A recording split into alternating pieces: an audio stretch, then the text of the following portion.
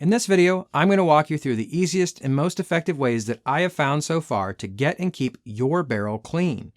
We'll cover all the products I use to do it, and as a bonus, they don't really even smell bad. Most of these products can be picked up at Midway USA, so you won't have to go searching all over the internet to find them if you don't want to. And if you think your current cleaning process is effective and you don't have a borescope, maybe with what you see today will make you think twice. If you're one of those folks that thinks barrel cleaning isn't really that important, I was once like you. But maybe just stick around till the end and I will show you how I have found is the easiest way for me anyway to get rid of that carbon ring that nobody wants in their chamber regardless of your cleaning preferences. Today, I'm not here to convert you. If you search "Don't Clean Your Barrel," you'll find all the videos you want to tell you exactly what you want to hear.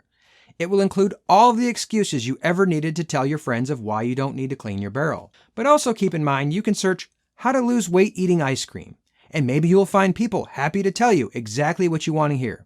But ask yourself what you truly believe. Now at this point, basically every smith I've talked to has the same thing to say. When you're troubleshooting accuracy, step 1 is to clean. Not step 8, not step 15, but step 1. Add to that the fact that so many high-level shooters are coming out now saying how frequently they clean. Personally, I think the answer is in front of you, whether you want to believe it or not. You may think the products you need to use smell really bad, so you can't use them in the house, or it takes a lot of time. Well, maybe not quite as much time as you think. And these not only work pretty fast, the one I use the most of smells to me like orange hand cleaner. When it comes to cleaning, the first tool you might want to think about is actually a borescope. Not being able to judge if your cleaning process is effective is a bit like stepping into a boxing ring with a blindfold on. These Tezlong borescopes, depending on the model, can start somewhere around $100 without a screen. This model is currently around $160, and I think there's even a newer model out as well. These are an invaluable tool to show you exactly what's going on in your barrel. At least to me anyway, a picture's worth 1,000 words. In this case, maybe more. The barrel we're looking at for today's example was cleaned by its owner, and it was believed to be completely clean after its last use. You can see there isn't any real loose material in there, and that's why a clean patch was able to be the result of the last cleaning process for this barrel. However, a quick look with our borescope reveals the truth. It really needs some work. The second tool we'll talk about today before we've cleaned anything is a bore guide. This can keep you from doing any inadvertent damage to your barrel. It keeps any chemicals you might be using where they belong, in the barrel. Now, Tipton makes a universal model that I believe has plastic ends. This bore guide is all aluminum, and frankly, it's heck on my cleaning rods. So I would encourage you to use something that doesn't have sharp edges on it. Now, I really like these PMA rod guides. You can see I have several. Depending on your application, they run around $70, which may seem a little pricey, but I really like them. Depending on your budget, the universals probably will work just fine. But again, try to pick something that doesn't have sharp edges on it. Now, the third item I want to cover is the cleaning rod itself.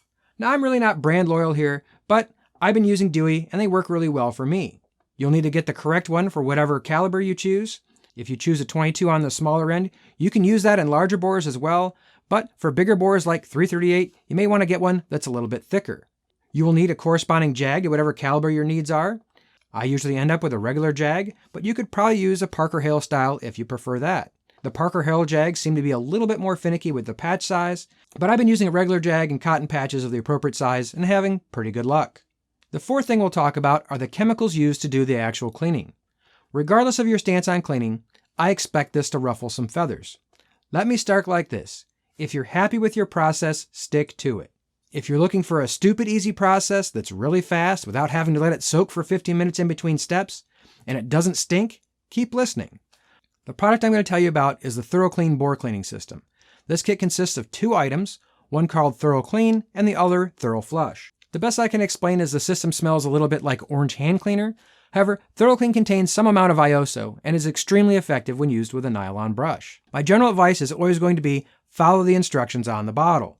I simply run 2 wet patches with the ThorroFlush product down the barrel just to get the garbage out initially, and then I like to look through the barrel with my borescope to see what I'm up against. Next, I like to use the ThorroClean and a brush to clean the bore. The brushes I prefer are from Iosso. They run around $5 or so on Midway, but they've lasted pretty well and they certainly work very well cleaning. When I get to this step, I saturate this brush with ThorroClean and then I go to town. If there's a certain part of the barrel that's in really bad shape, I might short stroke the brush in that part of the barrel a few times just to make sure it gets a little extra cleaning. However, if I've only fired between 2 or 250 rounds between cleanings, I generally just run the full length of the barrel about 15 times back and forth, and then push 1 or 2 dry patches down the barrel to get the majority of the thorough cleaning product out. I then go back with the thorough flush, run patches of it until it comes out clean. Generally within 5 or 6 patches, the barrel is clean and shiny. Now at this point, I'm going to go back with my borescope and see exactly how effective my cleaning step was. We can see after 15 strokes with our nylon brush, this barrel is in far better condition than when we started. However, I wanted to get a little bit cleaner, so I did another round of 15. The best information I have is this barrel had somewhere around 1,000 rounds on it before I started my cleaning process, so a second or even third round, depending on how filthy your barrel is, might be needed to get it in good shape initially. If I'm not taking video to record this part of the cleaning process, I can get this part done in somewhere around 15 minutes. But one of the best parts is that my wife can't even smell it when I'm using it. But we aren't done yet. We still need to take care of the carbon ring. And even if it's against your religion to clean the barrel, this carbon ring in your chamber is likely compromising some accuracy as well as the velocity consistency of your ammo. There is a stupid simple way that I use to clean this. All you need is a second brush that is basically the size of your loaded round neck. So for .308, I use a .338 brush since the loaded round neck measures somewhere around 0.340 inches.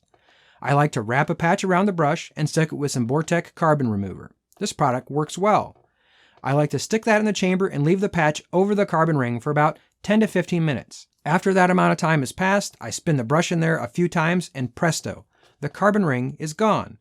Personally, I really struggled to find a solution that was super efficient to get this carbon ring out. So far, this is the best that I've been able to find. One of the bigger concerns from the I don't want to clean camp is their concern for the cold bore shot being affected. If you'd like to affect your cold bore less, you can give something like Lockheed's a try. After your bore is clean, try running a patch soaked with Lockheed's in your barrel, and it's supposed to minimize the effects of a clean cold bore. I consider this to be highly optional, as it's very rare that I can't have a couple sighters and I'm right back on target. But whatever suits your needs.